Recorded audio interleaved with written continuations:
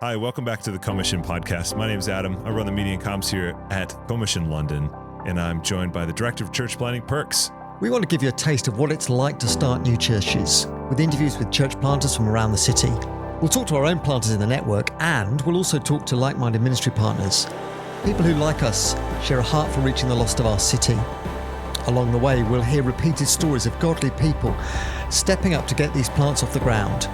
We'll hear stories of answered prayers and God opening and closing doors as He guides His mission. And most importantly, we'll hear stories of people brought to saving faith through the evangelistic activity of ordinary Christian men and women. It's going to be encouraging. Perks, or Richard Perkins as he's known by his birth name. Hi, Perks. Adam, hi. You're right. Welcome back. I'm doing fan. Welcome back to the country. Thank you. A fantastic time away with family in the States for the holidays. And I'm glad to be back and working for the Lord here in London. It's good to have you back. So we're chatting with Alex Brito from Mosaic Multicultural Church. Do you want to give a bit of an intro to Alex? So yeah, Alex gives us a bit of detail, bit of biographical detail in our discussion. But he came over in 2015 with Aluana that came from Brazil, and they are a family with 3 daughters. Alex, theologically trained, came over here with the intentionality of trying to plant a multicultural or intercultural church in London. Well, we hope you enjoy. Alex, a very warm welcome. Thank you. Thanks for your time. Appreciate it. Tell us about yourself and your family, just to begin with. Yeah, so I was born and brought up in Brazil, my home country. Got married in 2003 with Aluana. We've got 3 kids. Zara is now 16. Hannah is 6. And Mai is a year old. Yeah, beautiful family. So I came in 2003 as an international student with a clear plan of staying here for a short period of time. But you know how God changed plans. So we end up living here for 6 years, and Zara was born between that period of time. So you came as an international student. That's right. It's interesting on that one because in one sense, that time is the reason you're now back again. Yeah, that's right. Tell us what happened in that 6 years. So let me just take a step back. Yeah. So I grew up in a Christian home. I've got parents who love Jesus, and I've got an uncle who was a church planter when I was a child.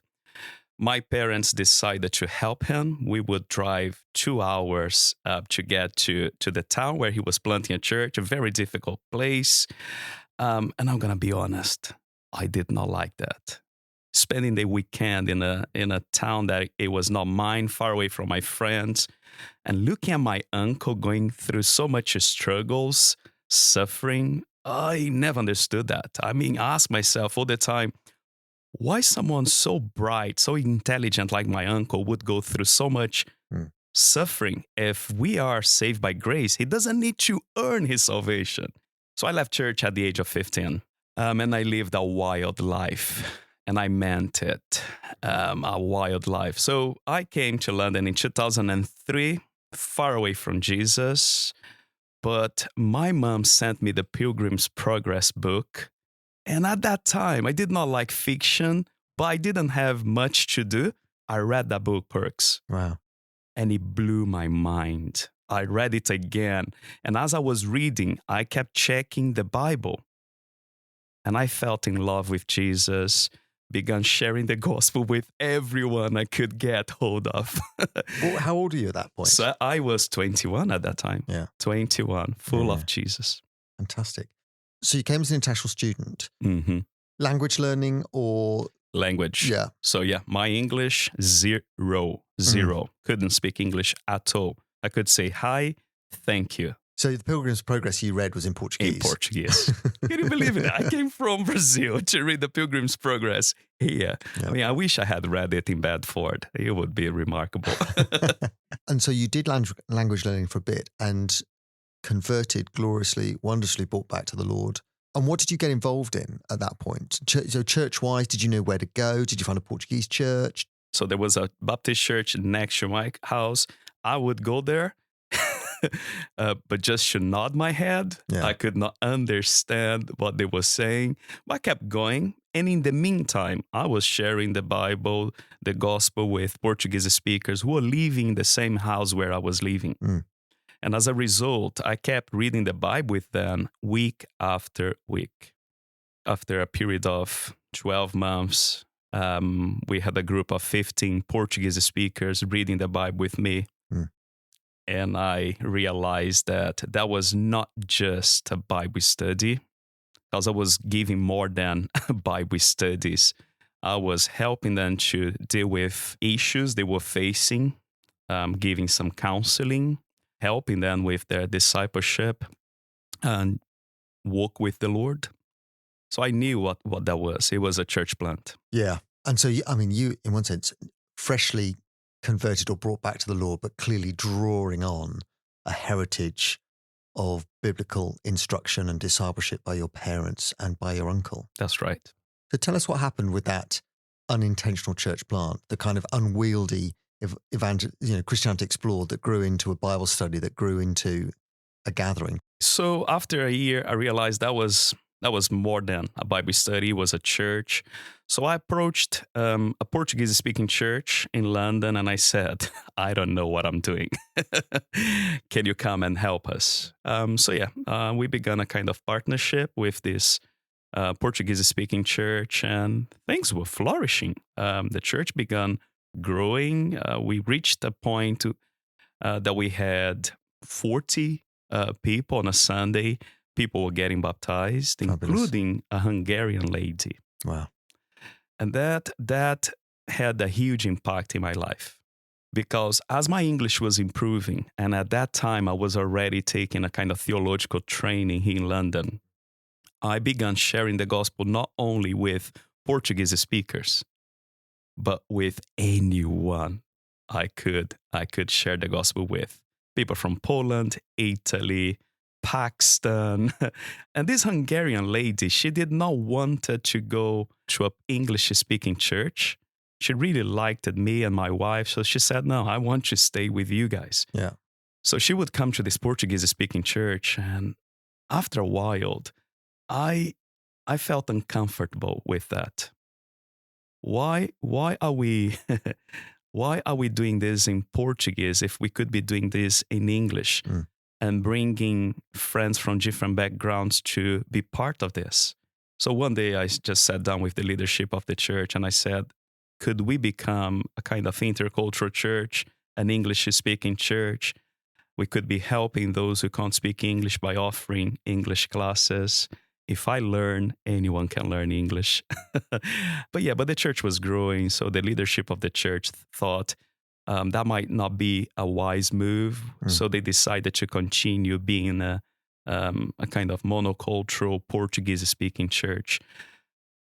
I'm driven by passion, by conviction, rather. So I decided to step down at that time. I couldn't see myself doing that. And at that time, I decided to move back to Brazil. What's striking for me, just in your observation, is that the Hungarian lady, minority culture, finds kinship, belonging with another group who are also a minority culture in a majority culture city like London, which is, I think, informs what you then go on to with Mosaic. That's right. You sort of think, why didn't she get involved in a local English-speaking church? She's here, she's come to England, she's come to London, but actually there's that sense of, I don't belong here, and these guys don't belong here either. Mm-hmm. But together we don't belong together. Mm-hmm. It's just a really striking dynamic, I would imagine. Yeah. So back to Brazil, a bit of theological training under your belt from here. Mm-hmm. Did you do any further theology? When I moved back to Brazil, I had a clear plan in mind. I don't want to get involved with ministry again. So for a whole year, I would run away from any kind of suggestion. So what you've understated is the sense of frustration you must have felt in wanting to take the church in a particular direction. That's right. For evangelistic reasons, and the church eldership deciding not to do that. Mm-hmm. I think I think we can all imagine ourselves into that situation. But I mean, in one sense, I think it's commendable that actually you did submit to the decision of an eldership. For sure. And what's interesting is that even in those early days, together with the church, the Portuguese church in London, you established, multiple male leadership in place for even for a fledgling congregation, which is good, even if the decision they made wasn't one that you wanted. So back in a huff to Brazil. When I moved back to Brazil, I had an option: going back to the church where I grew up, one of those mega churches, or joining a smaller church, or maybe a church plant that I could help, because I know how important it is to be helping a small church. So instead of going back to my big church, I decided to join a church plant. And the church plant one day, he said, "Alex, could you preach in a month for us?" And I thought, yeah, I know how to use the tools. I know how to prepare a sermon. Why not? And he said, you can pick your text. For some reason, I still don't know why, I picked Matthew 9. And as I was preaching Perks, I still remember that day, people were sleeping. It was boring. But deep inside, I was burning. I was crying. Because it's the passage that Jesus looks at the crowd and he says to his disciples that they are like sheep without a shepherd. Mm. And he tells his disciples to pray for more workers. So I was preaching to myself. And from that day on, I decided to get back to ministry. I remember preaching that sermon on Sunday and approaching the church plant at the pastor on Monday to say, I need to get back to seminary. Yeah. And he said, well, I think you should. And a week after, I went to a local Baptist seminary and I introduced myself to the principal, and he said, I've been waiting for you for a long time here. Wow. Yeah. So in the meantime, my big mega home church was looking for planters to try to revitalize or replant one of their congregations. So they invited me and my uncle, who was retired at that time, and we both accepted the challenge. And we decided to replant a church together. So that's what we did for 6 years before I moved back to London. So how old were you at this point? I was still in my 20s, heading to... With an older guy who you trusted? My uncle, great trainer, the kind of guy who would invest a lot of his time in guys like me. That sounds like an ideal scenario. You think, married, a daughter, an opportunity to be involved in a ministry with a guy who could mentor you, who you trusted, theologically trained, the dream. And in Brazil, where the sun shines. Why on earth would you throw it all away and come to London? What was going on there?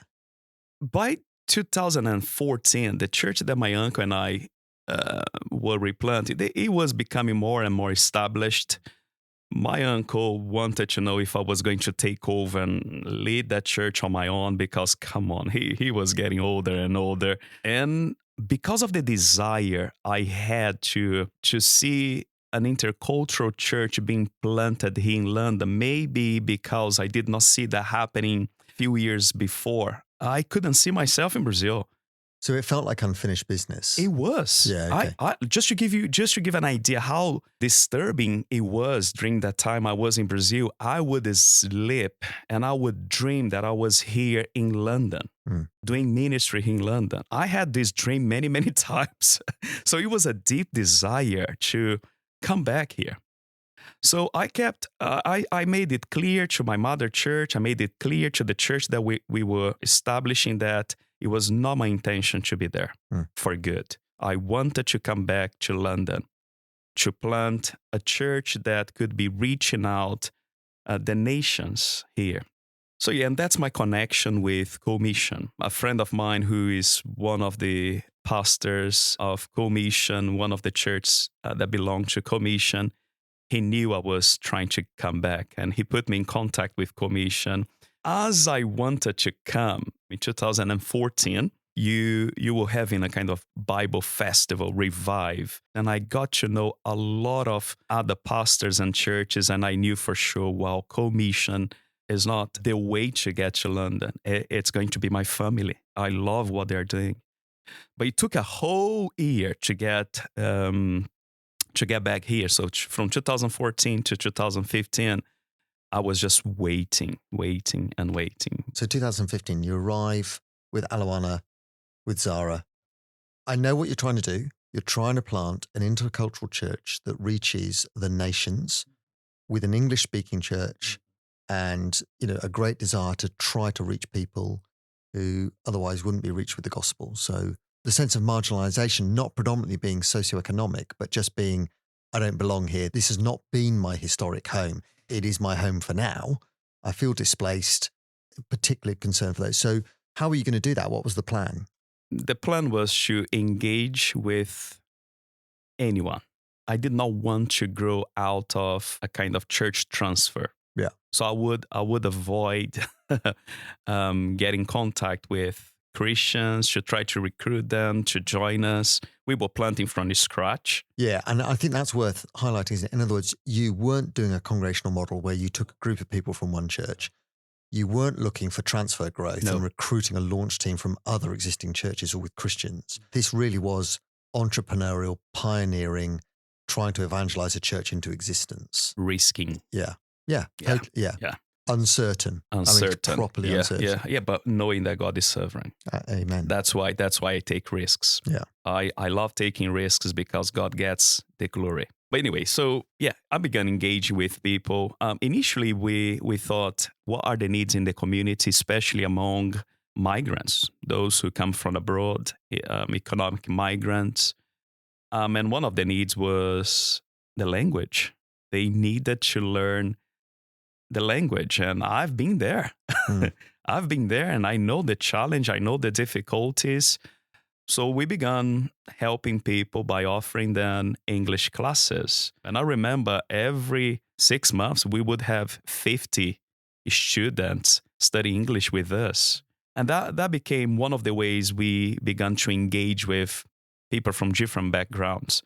So I think at that time, from 2015 to 2017, we engaged with more than 350 people from 13 different countries.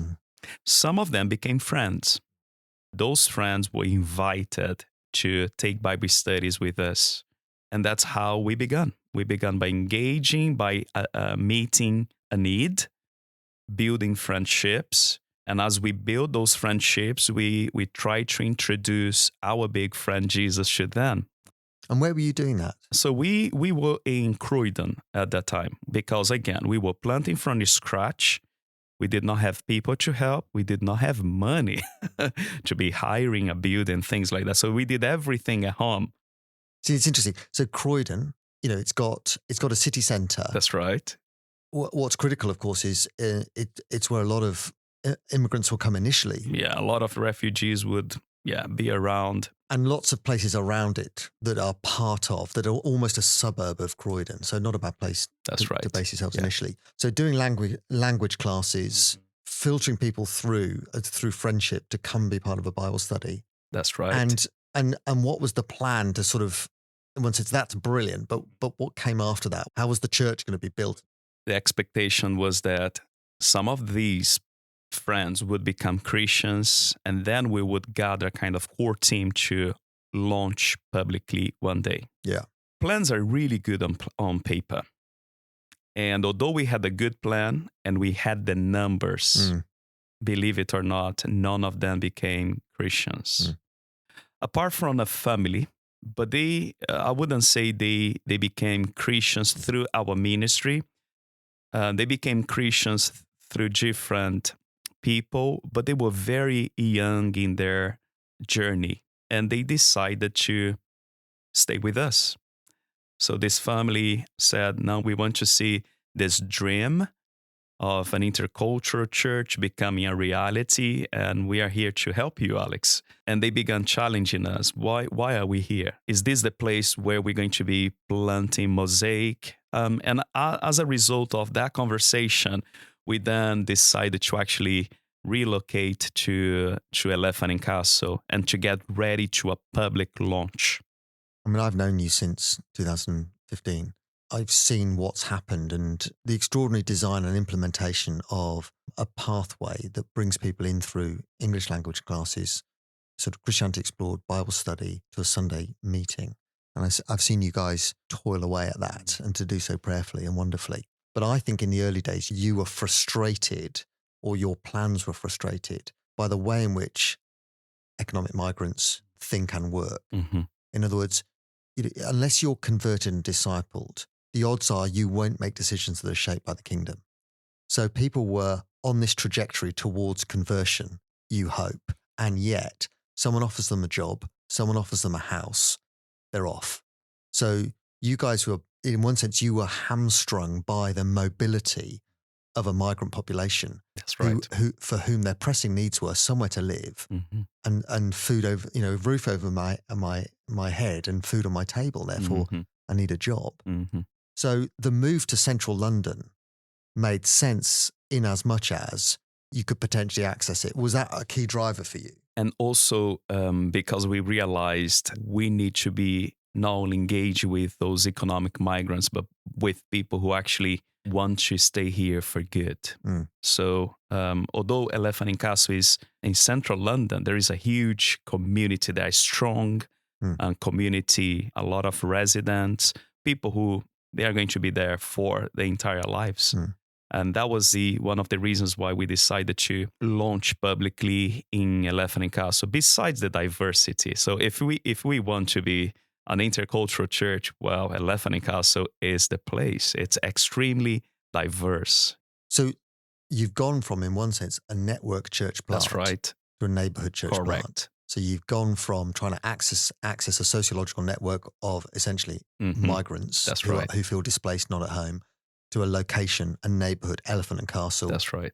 but which happens to be a multicultural melting pot. It is. Yeah. So give us a flavour. I'm a geek when it comes to places in London, so and you guys, you know it way better than I do, but what's it like? Well, who's there? Yeah, everyone is there. So it's super diverse.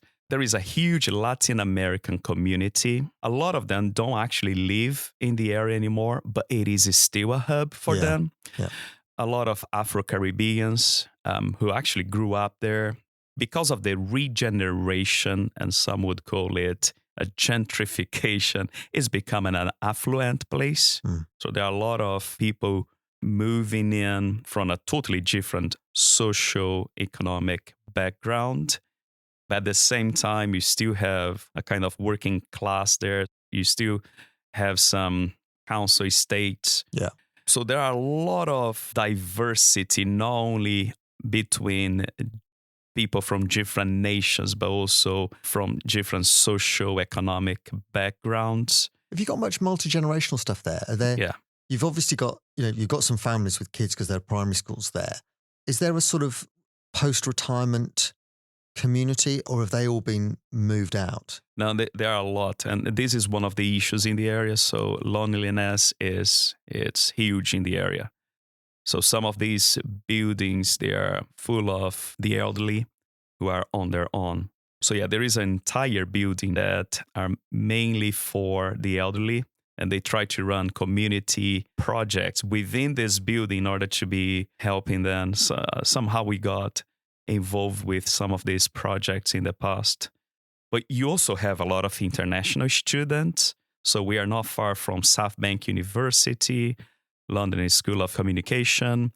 So a lot of Japanese and Chinese in the area. It's a melting pot, brother. And it's interesting. I mean, I remember taking our kids up to the Elephant and Castle shopping centre to buy. Actually, Rosslyn would take them for school shoes, but also upstairs there used to be a 10-pin bowling thing. So we used to do that. We go on the 159 from Streatham up there. That is demolished. I mean, yes. I got the train into the Blackfriars the other day. It's just a hoofing great hole where the shopping centre used to be. So the plan is to have a high street there. So the whole area is going to be changed. And just to clarify, Elephant and Castle is in Southwark, but it's not a word. So it's even hard to explain what Elephant and Castle is. It's just a name. Is it right? Is that right? So it doesn't actually exist as a place? Yeah, it's just a name. And because of the regeneration, now we've got the Elephant and Park. Yeah. But it's still, something hard to describe. So when you're thinking about statistics, you need to be very clear about what you mean by elephant and castle. What are the roads you're picking on a map in order to even come up with the statistics? And I guess one of the reasons why young professionals might live in the brand new swanky flats that have gone up is because of its proximity, particularly to the city. What do you, I mean, what is that? 10 minutes on the underground, a few minutes on a bus, cycle, walk. Yeah, you can be in London Bridge on foot in 10, 15 minutes. Are you zone 1 there or zone 2? Zone 1. Yeah. Zone 1, yeah. Extraordinary, isn't it? So you guys are in Elephant and Castle now. Mm-hmm. And gospel ministry, the New Testament is pretty clear. There are going to be joys and delights, but also frustrations. It's hard. What's been difficult about trying to plant a church in Elephant and Castle? Yeah, one of the difficulties is when you put a lot of hope on people.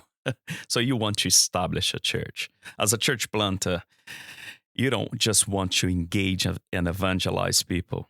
You want to establish it, and you want to be equipping new leaders so that one day we may be able to export some of them to plant new churches, right? That's and just it's worth saying you've deliberately used 5 E's there. That's right, you? Yeah. So they were, if I've got this right, engage, evangelize, establish, equip, and export. That's right. Yeah. So these are a clear thinker, Alex. Well, that came from you. No, I'm not sure it did. If it did, I nicked it from somewhere else.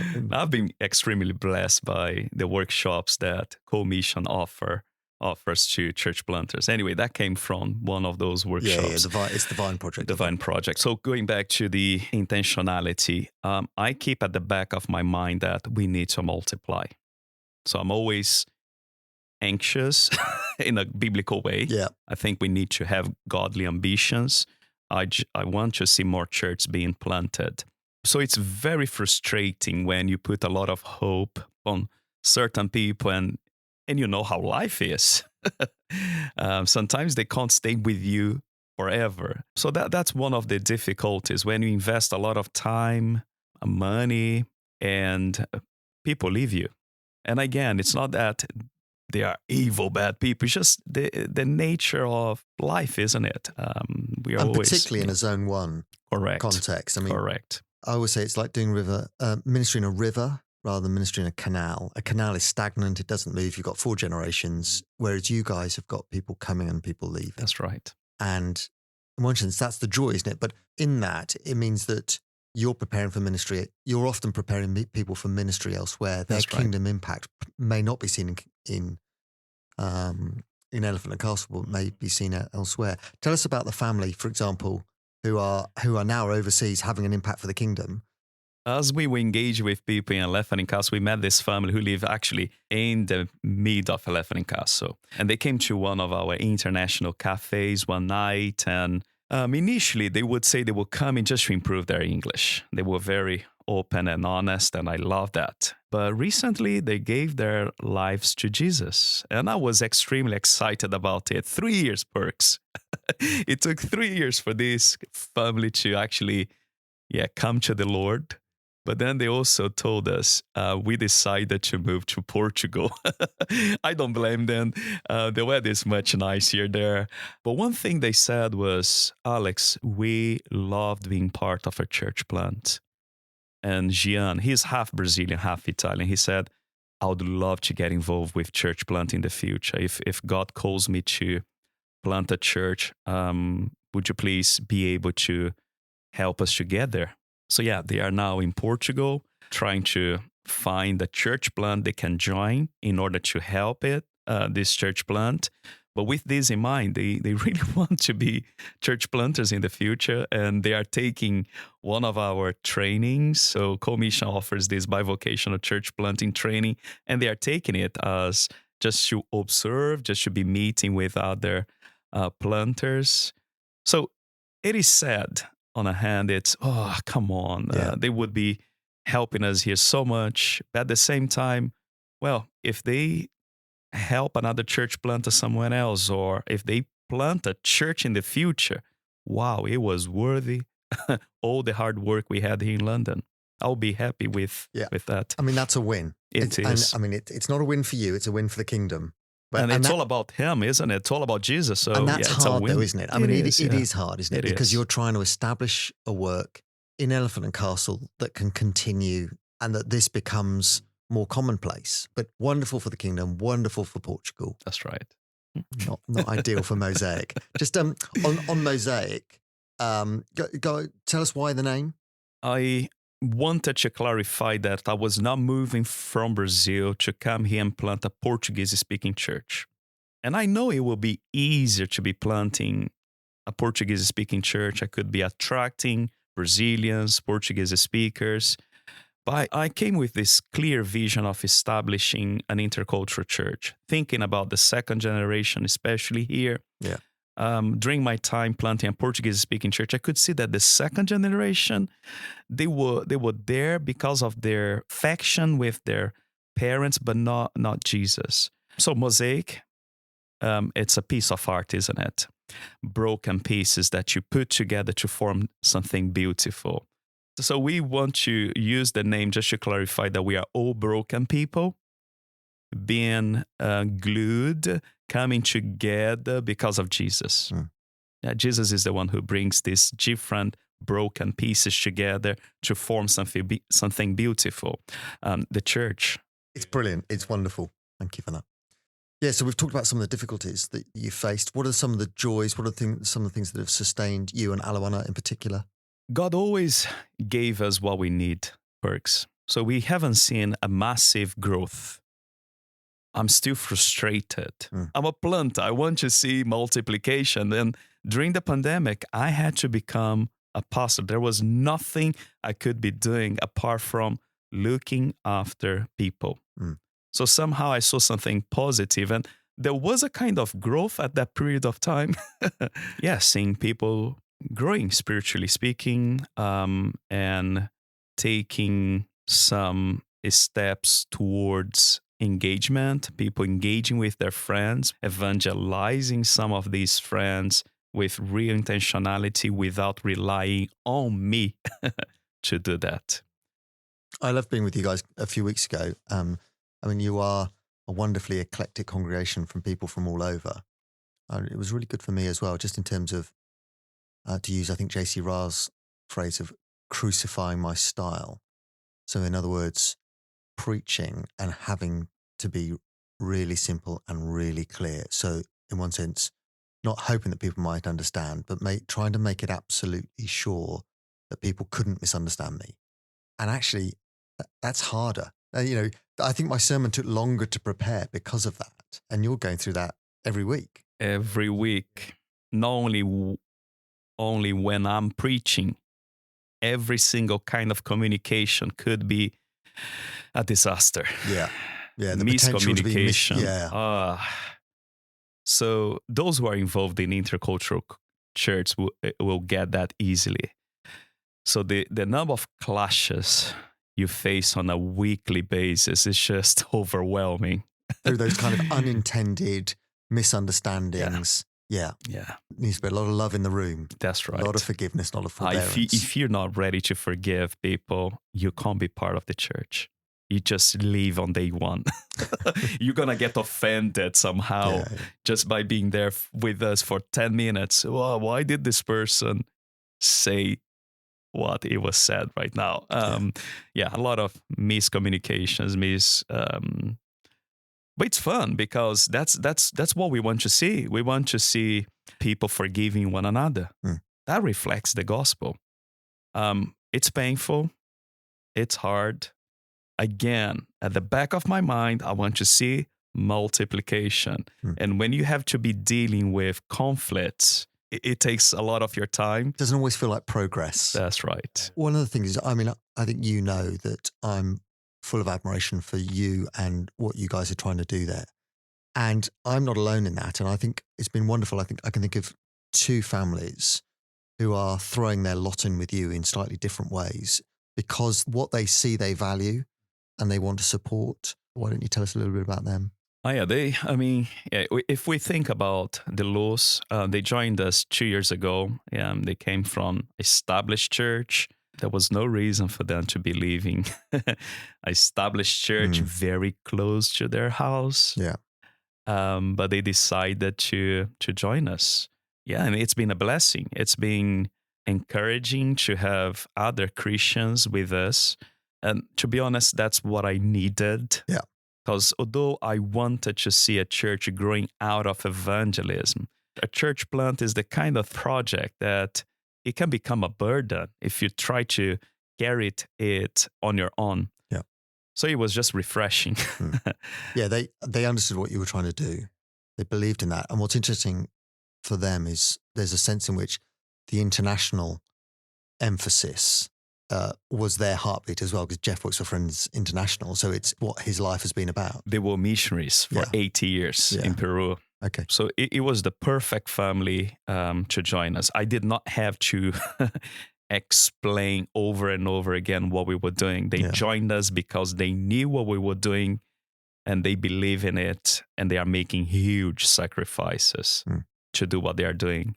I love seeing them running a Bible study at the end of church, just to clarifying and going further on probably just correcting the mistakes I'd made in my sermon, for which I'm very grateful. Not only you, brother. They do that on a weekly basis about my sermon as well. So that's the Lows. Tell us about the Martins. Yeah, the Martins are planning to join us in August, God willing. So they are raising funds right now. They found us online. They wanted to come to London to do ministry here. They were trying to find a kind of intercultural church. They're going to be taking a kind of internship. So Mike is going to be taking a theological training at the Uni School of Theology during the time he's here in London. Is he doing that through 83? 83, yeah. And who knows? Who knows? We still haven't got a kind of clear plan, but if they decide to stay here for the long run, well, after being with us, who knows? They could be part of Mosaic for a long period of time, or they could decide to plant another church. It's very exciting. I mean, it's the answer of my prayers. And I'm looking forward to see what God will do. It's been good to get to know them a little bit. Again, you made mention earlier of the bivocational training, which you and I are involved with online on a Monday night monthly. And it's been great to have them and get to know them a bit. That's right. It's fabulous. So I'm looking forward to seeing them in the flesh over here at some point, the Lord willing. That would be fantastic. Just 83, many of us won't know what that is or how that operates. What does it stand for? I'm guessing Atlantic Training? The Alliance for Transatlantic Theological Training. Brilliant. Yeah. Makes perfect sense. So what they want to do, it's just great because, again, as a migrant, I think I can say that London is extremely diverse. There is a huge opportunity here for missionaries to be making disciples of all nations. However, this diversity brings with it complexities that you can't get training anywhere else. You need to be here on the ground to see how complex this place is. So 83 wants to do is to give, especially Americans, an opportunity to come, settle in a local church to get to know the culture. The language is the same. The culture is totally different. So it's to give missionaries the opportunity to understand the context. And they're doing their theology online through coordinated groups, through Union. Brilliant. And the community, learning communities, that's how they call it. It's worth us actually touching on something you're doing now, which is that you're working with a London project. That's right. So with Germa and with Neil and the team there. Why don't you say a little bit about that and why you're doing that? I think that's brilliant. It's collaborative. Say a bit more of that. So the London project is a new initiative from city to city, which is the sort of Tim Keller's ministry out in New York and wanting to see city-based ministry across the world. That's right. Especially in places like London, a global city. All we want to do is to support what God is already doing here in London. We are not going to be starting up anything. All we want to do is to be supporting organizations such as Commission. What are you doing? How can we help you to keep blessing London as a city? My role with the London project is to work as a city catalyst. You correct me the other day because I was talking about networking and you talked about being a catalyst.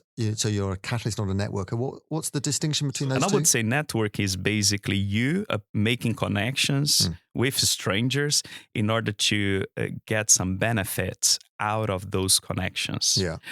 A catalyst work on the opposite way. So a catalyst would make connections to convene those connections. So what I want to do is I want to get in contact with people, assess where they are, assess what they do, and think, who are the people who could be helping this new contact to get better in what they are doing? So I would bring these people together then to sit down together, to have conversations together, to spend time together, to become friends with the aim of seeing new initiatives coming out of those conversations as a result. So I would say my role is to connect, convene, and facilitate. Yeah. And that's what the London Project wants to do.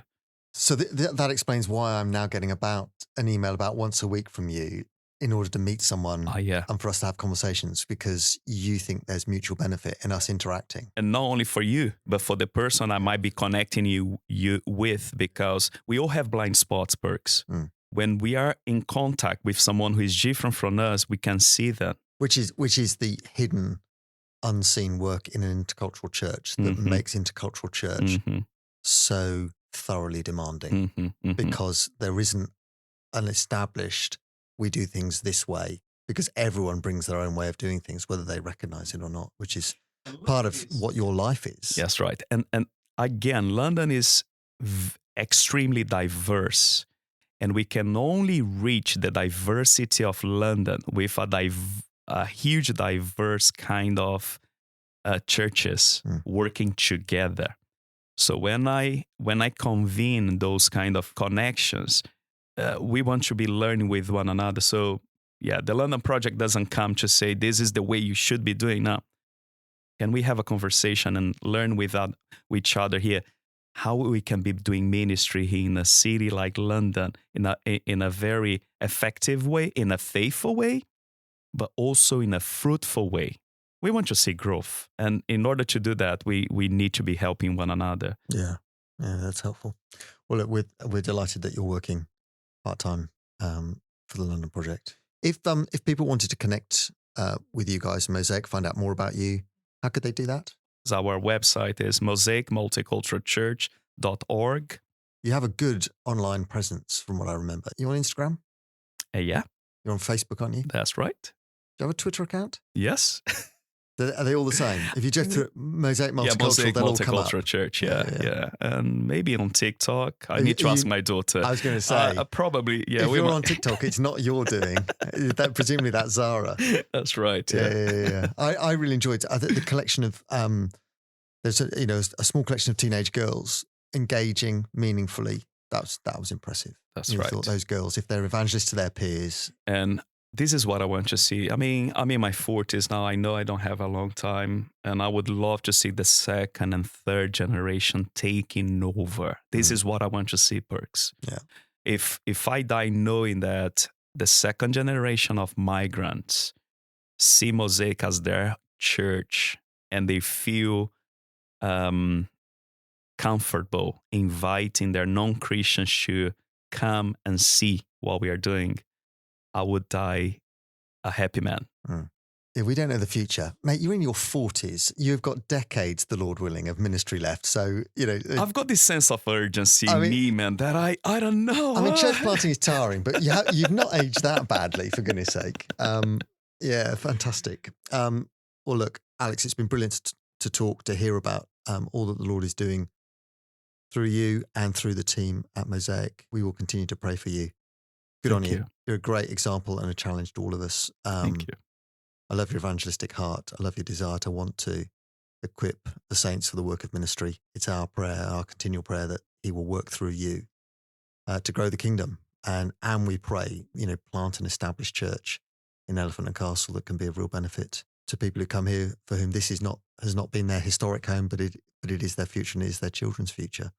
What you guys are doing, I think, is wonderful and a brilliant opportunity for us to learn how to reach the entirety of London, which is our heart's desire. We don't want any Londoner to miss out on the possibility of hearing the gospel in a language that they can understand, in a way that they can stand from people that they trust. So what you guys are doing on the ground is brilliant. Yeah, and I think co-mission for that, because if it wasn't for your support as an organization, your support as a mentor, supervisor, I don't know, I wouldn't be able to do what we are doing right now. Oh, it's our pleasure. Alex, thanks for your time. Really appreciate it. Thank you. Thank you. We'll continue to pray for you and for Aluana and for the girls and for all that you're doing at Mosaic. Thank you. Well, Perks, what'd you make of that?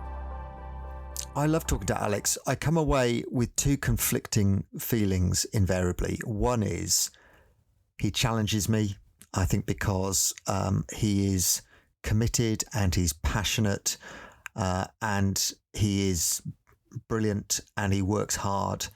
And so I come away feeling challenged that he is doing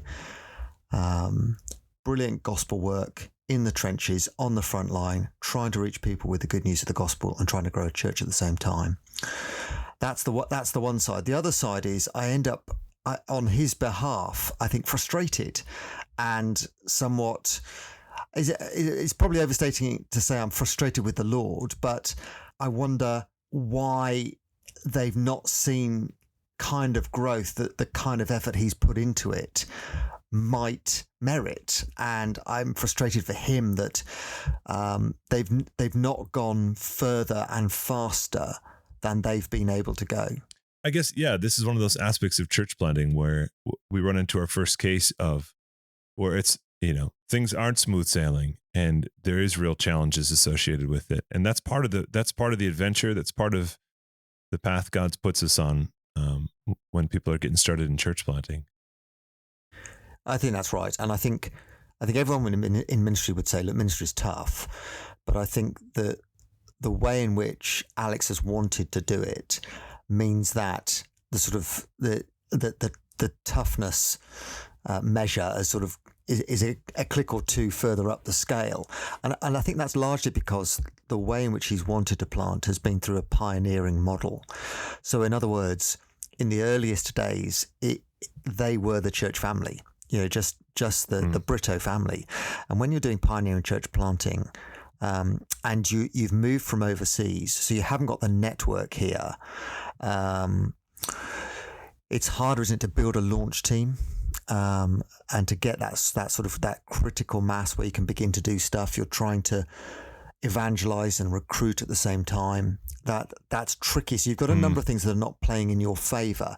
Now, as Alex, I think, makes clear in the interview, in the early days, they were literally their numbers, they're stuck in my head, were 50, 12, 4. And it was essentially you'd have 50 people going through their language classes, which were non-evangelistic but friendship building. They'd have 12 into a sort of Christianity Explored type course where they'd be engaging with the gospel, and then sort of 4 people would come from that into a sort of a house church gathering in Norwood Junction.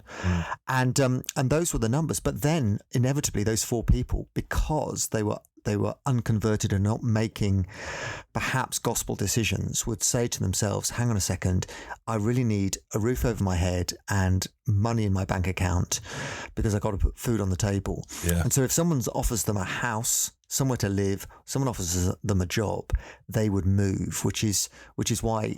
Yeah, anybody would. Yeah. Yeah. And so, first generation migrants who were coming over would say it's more important to me that I get those things sorted, and therefore they'd move and they'd relocate to another church elsewhere, which was behind the move to Elephant and Castle, as sort of a more geographically located place to do an intercultural work. And then there was COVID, for 2 years. But I mean, every week you will see Alex out there with a little team of people, intentionally trying to reach people with the gospel, open up conversations, and getting stuck into the local community. So I just think it's a real challenge to those of us who whose ministry lives look a little bit different. He's out there doing the hard work, trying to grow a church. And I think it encourages me and it challenges me. And I'd love for the Lord to give them opportunities for the people they reach to come in and stick, and that local church community to grow and be strengthened. Yeah, absolutely. Trying to find, like you said, that solid core church planting team being the stable element in that. Because as you say, starting a church that's directed at migrants and people who are in transition in life, wherever it is, geographically, financially, there is that sense of like, how do we love these people in the place they're at right now in the best way? And having that core team is so critical for that, because they provide if we get into the nitty gritty, the financial stability of the church, just have a solid place for people to rest, learn in the Lord while they're there. Maybe they're there for a couple months, maybe they're there for a year, whatever it is that they're being poured solidly into wherever life takes them. I mean, London, on some level, overall, is a slower version of that, essentially, the churn of people that come in and out of here. I'm one of them. So I'm here for X number of years to serve the Lord. And then, I may go back, and this is our heart for London and coming here, the best place strategically to reach the nations may be this city, because people come here, they work for some years, support their family back home, wherever that is, and then go back. And if we're able to share the love of Christ with them while they're here, what a huge move for the Lord to get the word out there across the nations. Yeah, I agree with that. I think just to return to your original point, I agree with that. I think the presence of a launch team does provide you with a degree of stability. And inevitably, if you're planting in a pioneer entrepreneurial type model, you haven't got that. And therefore, words like risk and uncertainty apply disproportionately to that context. There's so much that is uncertain. Nothing's a given for them. I mean, in one sense, there's nothing a given in church. Nothing's a given in church planting. Nothing's a given in ministry. But it's especially not a given when you haven't got a small team that will be there in 6 months, probably be there in a year, 18 months, who are committed and aren't going anywhere. Yeah, exactly. And I think that's what's been wonderful about the two families that Alex mentioned in the interview. They've been challenged, and the Lord has led them to want to commit to what's going on in Elephant and Castle. And that just adds an added level of stability. Building that stable root system in a church of families that are there for a long time. Yeah, you can build from that, can't you? But wonderfully, in God's provision, they've got a couple of families who are committed, and in particular the Lows, helping them share that burden of stuff on a Sunday is great. So we finished the formal part of church. Alex, Alawana, others, we're all having that sort of informal tea, coffee, chat, catch up.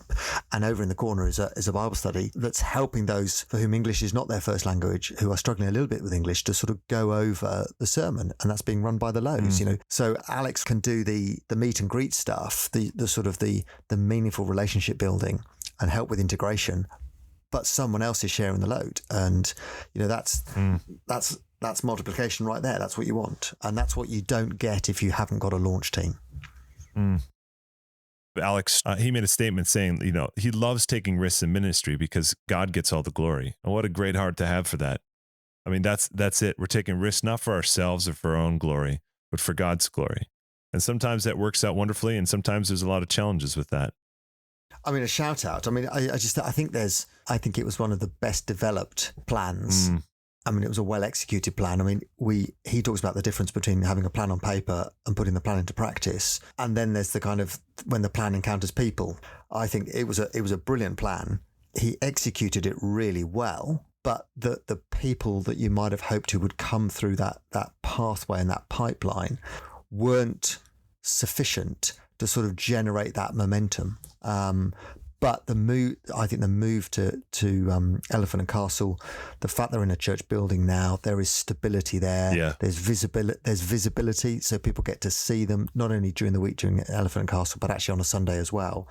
And I think you're hoping that this is a solid base from which they can grow, because the quality of the gospel ministry, I think, is terrific. Yeah. Well, we can be praying for them. Everybody listening, if you want to get involved in this, be praying for Alex and Mosaic Multicultural to get their feet set. Be praying for these planters, these pastors, as we're interviewing them. That's one of the best ways you can get involved in gospel ministry. No, I think you're right. To have people praying would be a wonderful contribution. Well, that's it from us here on this episode. Join us in our next one coming soon as Perks and I circle back and chat about some of the common threads we've heard from these pastors and talk about what church planting looks like in London and how you can get involved. Thanks for listening.